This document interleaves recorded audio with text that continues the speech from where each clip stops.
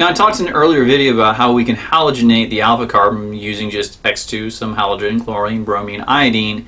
And while it'd be ideal if we react underneath acidic or basic conditions to kind of catalyze reaction, it will self-catalyze that gives substitution of the alpha carbon. Now, there's one important thing we can do with this that we typically can't do with a lot of other carbons in carbon complexes, and this is what's called isotopic labeling.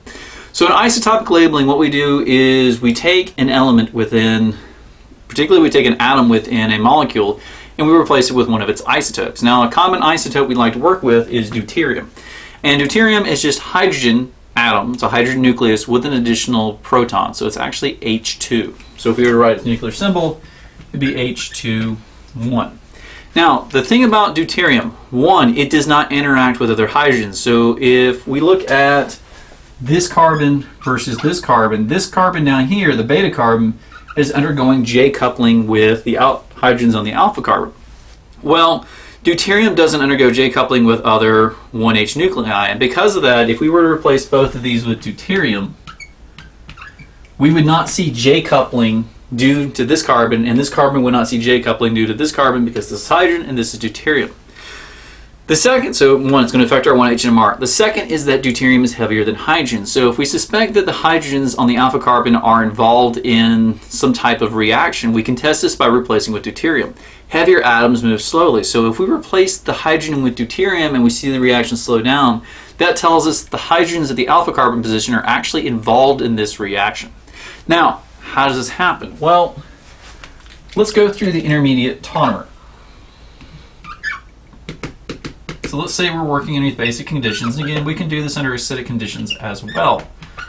And so we do deuterium with deuterated hydroxide. Ultimately, what will happen is that during this tautomerization, it will be, because it's using the solvent to add and subtract hydrogens for the tautomerization process, if we supply this ketone with a lot of water, particularly deuterated water, D2O, what will happen is that it will begin to replace all the hydrogens, and it will do so until we have basically replaced all the hydrogens if we get sufficiently large quantities of deuterium. So if you add like a drop of deuterated water, D2O, to water, you're not going to get a lot of substitution. But if water is your solvent, and there's a lot of it present, ultimately what we will do is replace all the alpha carbons with deuterium. And this is what we would rather do anyway. We don't want to do a partial substitution. The two reasons we don't want to do the partial substitution. One, we're going to get a mixture of partial substitutions. So we may get a hydrogen here, a hydrogen on both, a deuterium on one. We'd rather run in the large excesses to guarantee that we've done the complete isotopic substitution.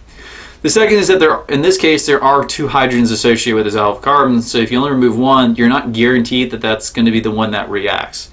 So this is kind of a neat consequence of this enolate tautomerization with ketones, is that we can actually easily do isotopic labeling. Drop some deuterium in there with either a base or an acid, or honestly it'll just do it itself, it'll be slow, and we can deuterate those alpha carbon sites for isotopic labeling.